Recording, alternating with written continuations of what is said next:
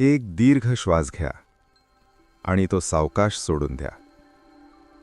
नमस्कार मित्रांनो. आत्ता याच क्षणी तुमच्या मनात कोणता विचार चालू आहे? कदाचित तुम्हाला उद्याच्या मीटिंगचं टेन्शन असेल, EMI कसा भरायचा याची चिंता असेल, किंवा काल कुणीतरी तुमचा केलेला अपमान तुमच्या डोक्यात फिरत असेल. आपलं शरीर इथे आहे, पण आपलं मन कुठे आहे? एकतर भूतकाळात, नाहीतर भविष्यकाळात.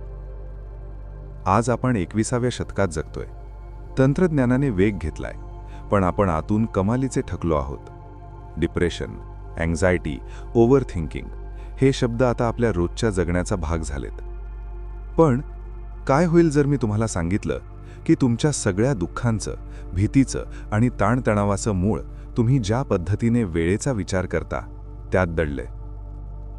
काय होईल जर मी तुम्हाला सांगितलं की भूतकाळ आणि भविष्यकाळ या दोन्ही पूर्णपणे खोट्या आणि काल्पनिक गोष्टी आहेत आणि सत्य फक्त एकच आहे, ते म्हणजे आत्ताचा क्षण, द नाव. मित्रांनो, आज या एपिसोडमध्ये आपण एका अशा पुस्तकाचं सखोल विश्लेषण करणार आहोत ज्याने जगभरातील कोट्यावधी लोकांचं आयुष्य मुळापासून बदललं आहे. हे पुस्तक म्हणजे आध्यात्मिक प्रबोधनाचं मॅन्युअल मानलं जातं. पुस्तकाचं नाव आहे द पॉवर ऑफ नाव आणि लेखक आहेत एखार्ट टोले. पुढचे काही मिनिटे आपण कोणत्याही धर्मावर बोलणार नाही आहोत. आपण बोलणार आहोत तुमच्या मनाच्या रचनेवर. आपण शिकणार आहोत की स्वतःच्या मनाचे गुलाम बनण्याऐवजी त्याचे मालक कसं बनायचं. तुमचे हेडफोन्स लावा, डोळे मिटा आणि चला या वर्तमानाच्या प्रवासाला सुरुवात करूया. मित्रांनो, या पुस्तकाची सुरुवातच एका थरारक अनुभवाने होते. एखार्ट टोले हे वयाच्या 29व्या वर्षापर्यंत प्रचंड डिप्रेशनमध्ये होते. त्यांना सतत आत्महत्येचे विचार यायचे. एक रात्र अशी आली जेव्हा त्यांची भीती आणि दुःख शिगेला पोहोचलं होतं. त्यांच्या डोक्यात एकच विचार सतत घुमत होता: I cannot live with myself any longer. मी माझ्या स्वतःसोबत आता अजून जगू शकत नाही. आणि अचानक त्यांच्या बुद्धीला एक प्रश्न पडला: जर मी माझ्या स्वतःसोबत जगू शकत नाही, तर याचा अर्थ मी दोन लोक आहोत. एक मी, आय, आणि दुसरं माझं स्वतः, मायसेल्फ. यापैकी नक्की खरं कोण आहे? या एका प्रश्नाने त्यांच्या डोक्यात जणू स्फोट झाला. त्यांच्या लक्षात आलं की जो त्यांना त्रास देतोय तो त्यांचा अहंकार आणि त्यांचं भरकटलेलं मन आहे, ते स्वतः नाहीयेत. दुसऱ्या दिवशी सकाळी जेव्हा ते उठले तेव्हा त्यांच्या आतली सर्व भीती, दुःख नाहीसं झालं होतं. त्यांना एक अथांग शांतता गवसली होती. ते सलग 2 वर्ष फक्त एका बाकावर बसून त्या शांततेचा आनंद घेत होते. त्यांना जो साक्षात्कार झाला तोच त्यांनी या द पॉवर ऑफ नाव मध्ये मांडला आहे. या पुस्तकातला पहिला आणि सर्वात मोठा धडा कोणता असेल तर तो हा आहे: तुम्ही तुमचं मन नाही आहात. You are not your mind. आपण लहानपणापासून काय शिकलोय? डेकार्ट या तत्ववेत्त्याने म्हटलं होतं, I think therefore I am. मी विचार करतो म्हणून मी अस्तित्वात आहे. एखार्ट टोले म्हणतात, ही मानवजातीची सर्वात मोठी चूक आहे. विचार करणे हे एक साधन आहे. जसा तुमचा हात आहे, जसे तुमचे पाय आहेत, तसाच तुमचा मेंदू एक अवयव आहे. तुम्हाला गरज असेल तेव्हा तुम्ही हाताचा वापर करता. एरवी हात शांत असतात. पण मेंदूचं तसं नाहीये. मेंदू सतत बडबड करत असतो. तुम्ही चालताना, जेवताना, आंघोळ करताना तुमच्या डोक्यात एक आवाज सतत चालू असतो ना? त्याने असं का केलं? आता मला हे करायचंय. आज ट्रॅफिक किती आहे? हे जे आतलं रेडिओ स्टेशन सतत चालू असतं त्यालाच आपण मी समजण्याची चूक करतो. टोले म्हणतात, जोपर्यंत तुम्ही या आवाजाशी स्वतःला जोडलेलं ठेवता तोपर्यंत तुम्ही दुःखीच राहणार. कारण मन कधीही वर्तमानात शांत राहू शकत नाही. त्याला जिवंत राहण्यासाठी कायम प्रॉब्लेम्स लागतात. मग यातून बाहेर कसं पडायचं? यावर लेखक एक जादुई उपाय सांगतात. साक्षीदार बना. Watch the thinker. जेव्हा तुमच्या डोक्यात विचारांचं वादळ सुरू होईल तेव्हा स्वतःला सांगा, अरेच्चा, बघा माझ्या मनात आत्ता रागाचा विचार आलाय. बघा माझ्या मनात आत्ता भीतीचा विचार आलाय. ज्या क्षणी तुम्ही तुमच्या विचारांकडे एका त्रयस्थ व्यक्तीसारखे बघायला लागता, त्या क्षणी विचार आणि तुम्ही यांच्यात एक अंतर, स्पेस निर्माण होतं. तो विचार करणारा म्हणजे तुमचा अहंकार, इगो आहे, आणि जो त्या विचाराला बघतोय तो तुमचा खरा आत्मा, ट्रू सेल्फ किंवा कॉन्शियसनेस आहे. ही जी जाणीव आहे तीच एनलाइटनमेंट किंवा मोक्ष आहे.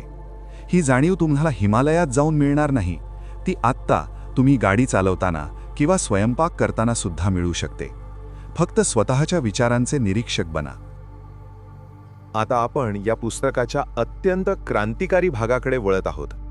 वेळेचा भ्रम, द इल्युजन ऑफ टाइम. एखाद टोले विचारतात, वेळ म्हणजे काय? घड्याळात वाजलेले 12?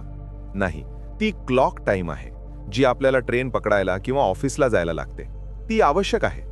पण आपण माणसांनी एक दुसरी वेळ निर्माण केली आहे, सायकोलॉजिकल टाइम, मानसिक वेळ. विचार करा, भूतकाळ कुठे आहे? तो फक्त तुमच्या डोक्यातल्या मेमरीमध्ये आहे. जेव्हा तो घडला होता तेव्हा तो आत्ता म्हणूनच घडला होता. भविष्यकाळ कुठे आहे? तो फक्त तुमच्या डोक्यातली कल्पना आहे. जेव्हा तो येईल तेव्हा तो आत्ता म्हणूनच येईल. म्हणजेच या जगात वर्तमान काळाशिवाय दुसरं काहीही अस्तित्वात नाही. तरीही आपण आपलं पूर्ण आयुष्य भूतकाळाच्या ओझ्याखाली आणि भविष्याच्या चिंतेखाली घालवतो. आजच्या तरुणांचं सर्वात मोठं दुःख काय आहे? माझं करिअर सेट झाल्यावर मी सुखी होईन, माझं लग्न झाल्यावर मी सुखी होईन. आपण सतत पुढच्या क्षणाची वाट बघत असतो आणि आत्ताच्या क्षणाला फक्त एक पायरी मानतो.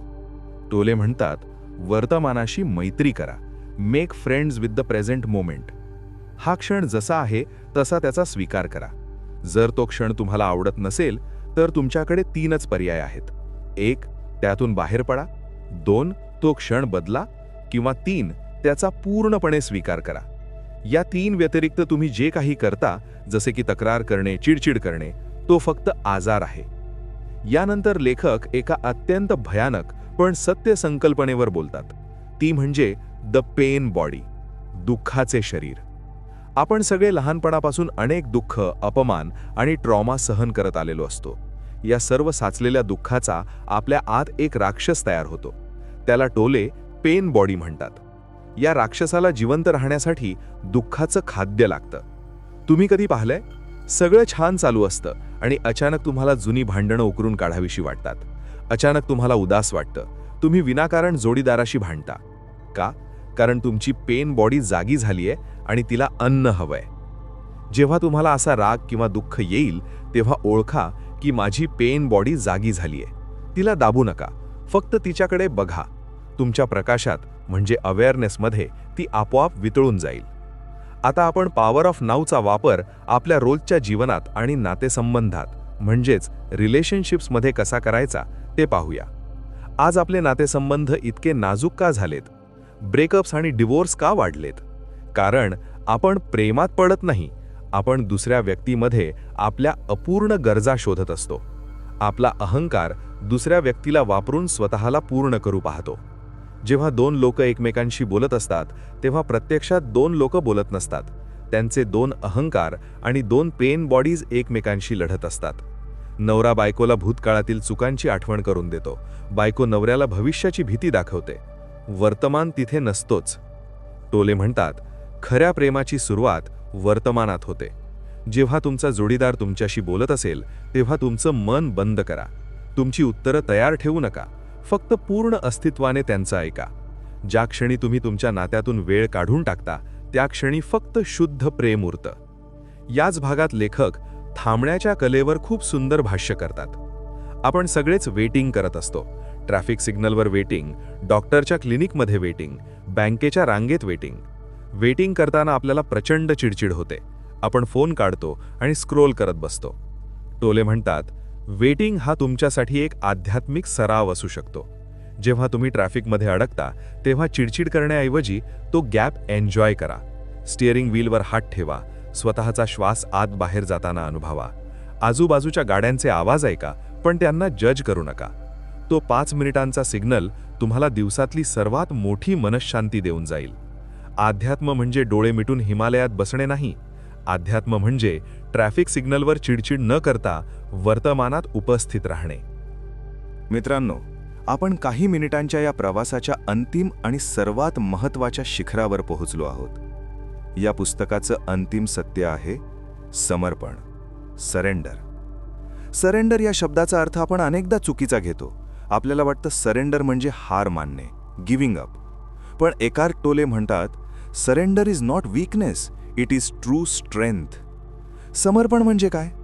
समर्पण म्हणजे आयुष्याच्या प्रवाहाला विरोध करणे थांबवणे, to stop fighting the flow of life.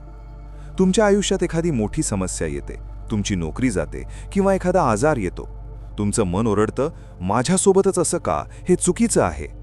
हा जो मानसिक विरोध किंवा इनर रेझिस्टन्स आहे ना, तो तुम्हाला परिस्थितीपेक्षा जास्त दुःख देतो. समर्पण म्हणजे हे मान्य करणे की सध्याची परिस्थिती हीच आहे, मी तिचा पूर्ण स्वीकार करतो. आता इथून पुढे मला काय करता येईल ते मी करेन.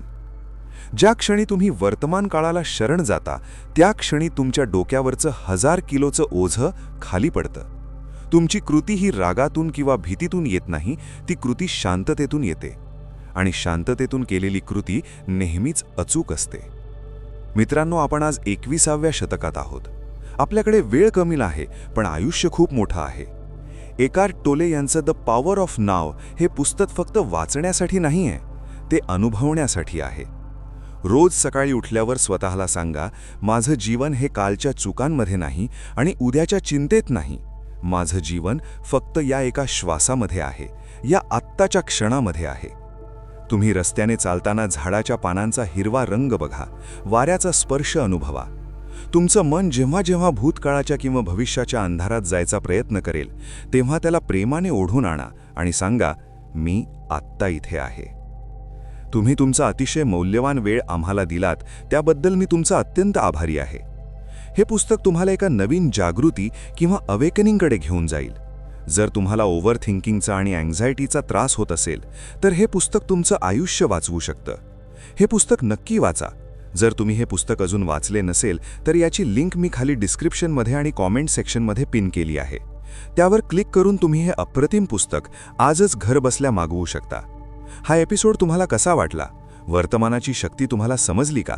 हे मला कॉमेंट्समध्ये किंवा मेसेज करून नक्की सांगा.